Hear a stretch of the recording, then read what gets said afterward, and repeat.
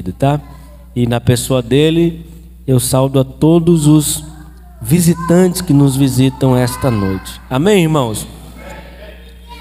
Mas esta palavra aqui, no capítulo 24, Jesus, depois de 3 anos e meio pregando, ensinando acerca do reino, ele pregava que o reino estava próximo, mas para que esse reino pudesse ser estabelecido, ele teria que passar por algumas lutas e enfrentar a morte.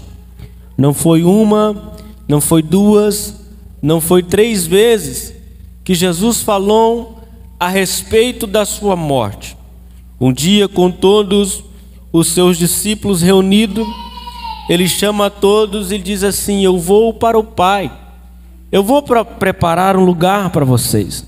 Não turbe o vosso coração, não se preocupe, não fique ansioso por causa disso.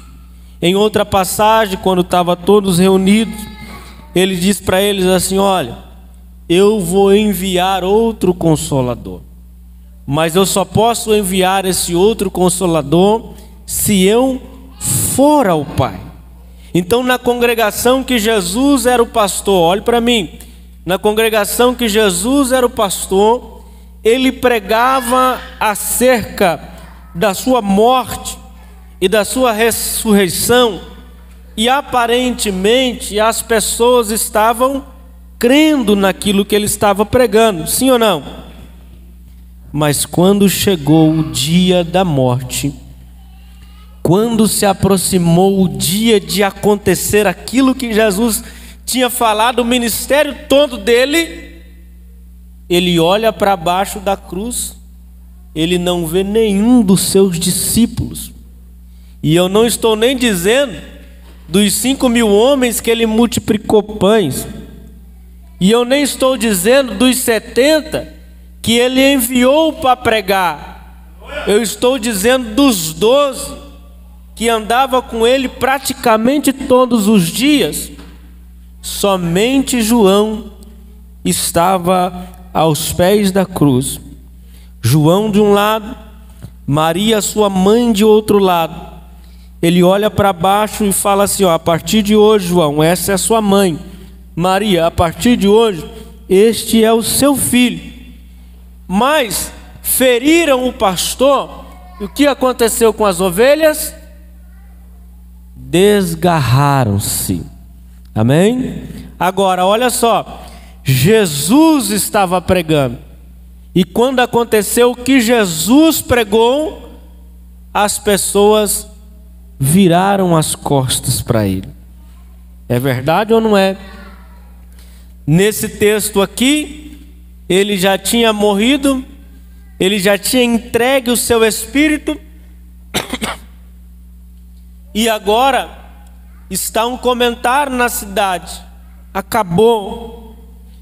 Eu até criei nas palavras dele, eu até acreditei que ele fosse um profeta, eu até acreditei que ele fosse um homem de Deus, mas o meu sonho com ele não foi realizado. Então o que eu vou fazer? Porque o sonho do povo era que Jesus tomasse o reino de Israel à força e se livrasse Israel de Roma, e eles iam colocar ele no trono terrestre. Vocês estão aí, irmão? Por isso que eles mandaram soltar Barrabás e prender Jesus, porque Barrabás era um revolucionário e ele tinha um plano de livrar Israel de Roma. E Jesus falando de reino, Jesus falando de poder, Jesus falando de autoridade, eles falaram: puxa vida, é esse que vai realizar o meu plano. Mas saiba de uma coisa: os céus são mais altos do que a terra. Os planos de Deus são maiores do que os nossos. Os caminhos dele é mais elevado do que o nosso caminho. Ele pode até ferir a expectativa humana, mas a direção divina vai prevalecer para sempre. Eles esperavam um trono terreno, Jesus, que tivesse fim. Jesus veio para estabelecer o trono de Deus na terra que não tem fim. Eu estou dizendo o seguinte para você, que talvez dentro da igreja nem todas as suas expectativas vão se tornar realidades.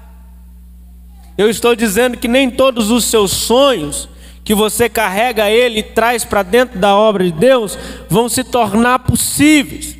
Eu estou dizendo que nem tudo que você projetou, a intenção do seu coração vai se realizar, mas eu estou dando para você a plena convicção que aquilo que ele sonhou, aquilo que ele estabeleceu, aquilo que ele firmou para a sua vida, pode passar os céus, a terra, mas a palavra dele para você não vai passar.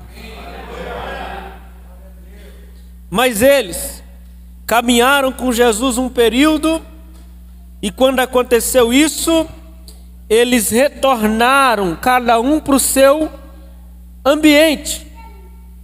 Pedro voltou a pescar.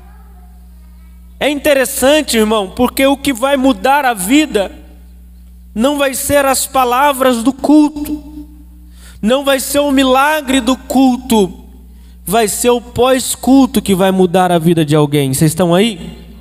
O próprio Pedro já teve um exemplo. Um dia Jesus entrou no barco dele, lá no início da caminhada. Ele já tinha lavado as redes, porque tinha pescado a noite toda e não tinha pecado nada. Estava frustrado. Jesus entra no barco com ele, manda ele se afastar, ele cumpre a palavra enquanto Jesus está ali. Jesus fala: jogue a rede pelo outro lado. Ele jogou a rede. E naquela noite eles pegaram uma grande quantidade de peixes que a rede quase se rompia. Se você não sabe, por causa da quantidade de peixes, o barco quase naufragou. Precisou chamar outro barco para vir socorrer, do tamanho do milagre que Deus havia estabelecido naquela hora. Mas quando chega à margem, Pedro quer se afastar de Jesus. Quando depois do milagre, no instante que acabou o culto, Pedro quer se afastar, e sabe o que ele fala? Eu não sou digno de ter o Senhor comigo. Eu não sou digno de viver com o Senhor. Jesus falou: não. Não é só no culto lá no barco que eu vou estar com você, não. Pedro, eu vou te fazer pescador de homens. Ou seja, eu vou estar com você, vou te ensinar, vou lidar com todos os seus medos, vou fazer de você uma pessoa ainda melhor do que você é. Você está entendendo o que eu estou dizendo? Estou entendendo que não adianta a gente vir segunda, terça, quarta, quinta, sexta, sábado, domingo, se assentar na igreja, ouvir os louvores, ouvir a palavra, sentir Deus, mas depois se achar indigno de ter Ele. Eu estou dizendo assim: Jesus quer ir para casa com você esta noite. Eu não posso ensinar você ser frequentador de igreja, porque frequentador de igreja, uma hora sente frio, uma hora sente calor, uma hora sente uma necessidade, não pode estar aqui, e aí a vida acaba por isso. Não, nós não podemos ser frequentadores de igreja. Nós precisamos entender: aonde eu estiver, Cristo está comigo. Depois que eu sair daqui, eu vou para casa, vou fazer minha esposa feliz, vou fazer meu esposo feliz, vou fazer meus filhos melhor. Por quê? Porque eu vou levar ele comigo aonde eu estiver. Vocês estão aí, irmão? Deixa eu ver a hora aqui que eu comecei a me empolgar. Misericórdia, Rogério. 9 horas. Nesse texto, quando eles enfrentam uma dificuldade, sabe o que eles fazem? Eles saem de Jerusalém. Eles estão retornando para Emaús, para casa. Estão retornando para casa sem Jesus. Eles estão indo, caminhando, falando a respeito dos acontecidos, mas eles não estão levando a essência daquilo que aconteceu. E quantos cultos já acabou? Ou já acabaram, para ficar um português melhor, que você até conversou depois do culto, mas nunca colocou em prática o ensinamento do culto?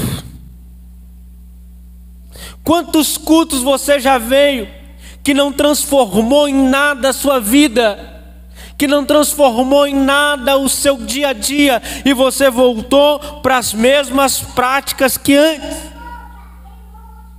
Os discípulos voltaram a pescar, sim ou não? Os dois aqui caminhando voltaram para a sua rotina normal. E nós, depois de ouvir ele falando conosco, qual vai ser a nossa decisão? Qual vai ser a nossa atitude, as nossas atitudes? De retornar para a mesma vida ou deixar ele iluminar o nosso caminho a partir desta palavra? Eles estão retornando para casa frustrados, mas de repente alguém se aproxima deles. Alguém vai caminhando do lado deles. Enquanto eles vêm falando das decepções que eles tiveram. Enquanto eles vêm sem fé, com a esperança morta. Mas a maior das três qual que é?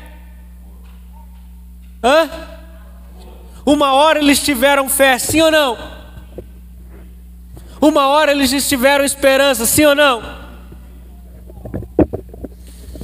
Mas agora a fé foi frustrada, a esperança não existe mais. Só que o amor, a Bíblia diz que Deus é amor. O amor vem se aproximando deles no meio do caminho. O amor vem se aproximando na direção deles no caminho. Saiba de uma coisa: hoje o amor de Deus está falando: eu vou voltar com você para casa. Eu vou voltar com você para o seu ambiente de trabalho. Eu vou voltar com você para esta situação. Você vai ver algo diferente lá, porque eu retorno com você. Eles estão contando as mágoas. De repente o amor fala assim: mas não convinha que tudo isso acontecesse, que ele fosse entregue, que ele padecesse, que ele morresse. Não convinha que ele passasse por tudo isso. Ele não falou isso para vocês. Estão caminhando, mas parece que os seus olhos ainda estão fechados. Mas quando chega já perto de casa, no portão da aldeia de Emaús, ele faz que vai continuar, mas eles têm uma atitude. Eles chamam ele para entrar na casa. Aleluia. Eles chamam ele. Eles ouviram as palavras ainda com o coração fechado, sem saber de fato que era Jesus, mas eles têm uma atitude de fé e eles falam: entra aqui conosco, vem para dentro da minha casa. A porta do meu lar está aberta para você. A porta da minha família está aberta para você. Hoje é isso que Ele quer conosco. Ele quer que a nossa casa seja a casa dEle. Ele quer que o nosso ambiente seja o ambiente dEle. Deixa Ele entrar na sua casa.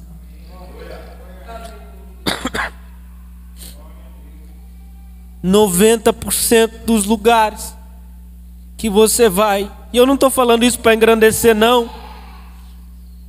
A gente fica preocupado, 90% dos lugares a gente fica preocupado em estabelecer o ambiente de culto. A gente ensina, e não estou dizendo que seja errado também, a crescer aqui dentro. Olha, você pode ser diácono, amanhã você vai ser presbítero, depois da manhã você vai ser evangelista, você pode chegar pastor. Olha, eu vou te preparar para tocar, você vai ser um levita na casa de Deus, você vai participar do louvor, você vai participar do ambiente de trabalho. E nós nos esquecemos de preparar as pessoas para que elas levem Jesus para todos os ambientes da sua vida. A igreja não é o final, a igreja é o meio para que a casa seja sustentada, para que a família seja sustentada, para que o meu serviço seja melhor estruturado. Vocês estão me ouvindo? Então nós não podemos nos prender apenas no ambiente de adoração. Nós precisamos ensinar as pessoas a dar lugar a Jesus em todos os lugares. E dar lugar a Jesus não é bater o pé no chão e dar glória a Deus alto. Dar lugar a Jesus é levar o ensinamento dele na onde que eu for. Vocês estão aí, irmão? Vocês estão aí? Você não precisa se afastar dos ambientes. Você precisa deixar Jesus aparecer em todo o ambiente que você estiver. Você não precisa abrir mão do seu emprego para servir a Jesus. Você pode levar Jesus para o seu emprego.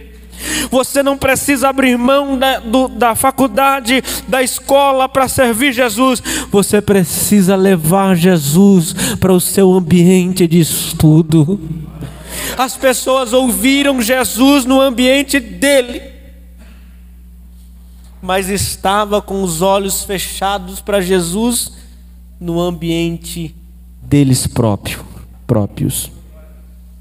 Vocês estão aí?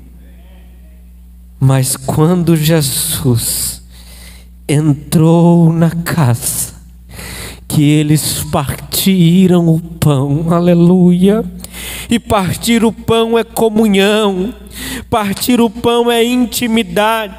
Vocês chamam para fazer um churrasco, Fernanda, me chama, Fernanda, para fazer um churrasco na sua casa, uma pessoa, não é mesmo, Selma? Nós vamos, né? Você não chama para o churrasco na sua casa quem não tem intimidade com você. Agora Jesus, no partir do pão, no momento da intimidade, Ele abre os olhos daquela família, daquelas pessoas, e eles percebem que Jesus estava com eles o tempo todo no caminho, o tempo todo no caminho, o tempo todo no caminho. Agora eu vou perguntar uma coisa: quem aqui nunca se sentiu abandonado pelo céu? Quem aqui nunca se sentiu que estava caminhando sozinho? Quem aqui nunca sentiu que precisava buscar e orar mais porque parecia que o céu estava de bronze? Quem aqui já procurou uma resposta de Deus e não encontrou esta resposta? Parecia que Deus estava em silêncio. Mas saiba de uma coisa: quando eles partiram o pão, que Jesus se revelou, o que passou lá atrás foi totalmente esclarecido, porque eles lembraram, no caminho, enquanto Ele falava conosco, o nosso coração ardia, o nosso coração queimava. Eu vou dizer, quando Deus abrir os seus olhos, você vai entender, Ele esteve com você o tempo todo, Ele Ele passou com você quando você chorou. Ele estava no quarto quando a porta estava fechada. Ele estava te ouvindo quando não saía palavras, nem mesmo lágrima para chorar. Mas fique tranquilo, Ele está na comunhão da casa e Ele vai revelar a você, dizendo: eu te sustentei, eu te guardei, eu te livrei, eu guardei os seus passos no caminho, e agora chegou a hora de eu me revelar com mais intensidade para a sua vida. Eu preciso parar nesse instante, porque eu não posso passar do horário. Eu vou pedir para você se colocar em pé.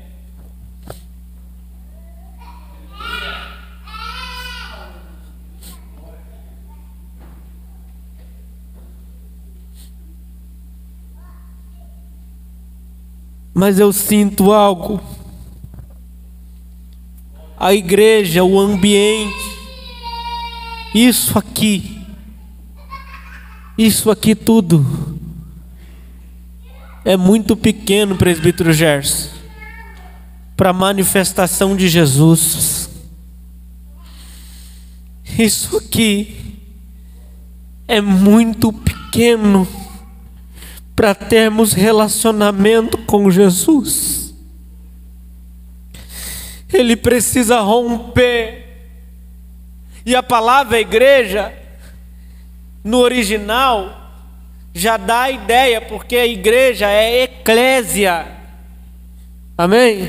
Do grego, eclésia. E eclésia quer dizer tirados para fora. Ou seja, a ideia da igreja nunca foi um templo, apesar dele ser importante. Vocês estão aí? A ideia de igreja é receber aqui, é buscar aqui, é conectar aqui, para que quando eu saia para fora, eu ilumine outras pessoas. Eu deixe Jesus reinar sobre a minha vida. Eu deixe Ele aparecer em mim. Você será um instrumento de Deus aonde você trabalha. Soberano Deus, eterno Pai, hoje foi o último dia dessa depressão. Senhor, hoje foi o último dia dessa dor imensa no lado esquerdo do corpo. Hoje foi o último dia, Senhor meu Deus, desta tristeza e desta angústia desta vida. Porque hoje esta palavra, enquanto eu prego, o Senhor queima o coração.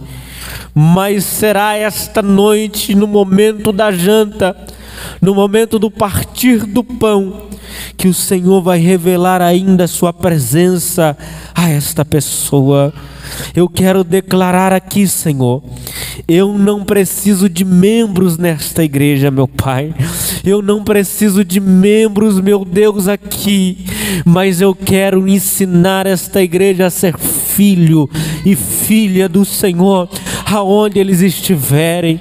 Que eles possam encontrar aqui força, que eles possam encontrar aqui, Senhor, a Tua presença, mas que eles reflitam esta presença aonde eles estiverem, para a glória do Teu nome, em nome de Jesus. Vamos aplaudir bem forte.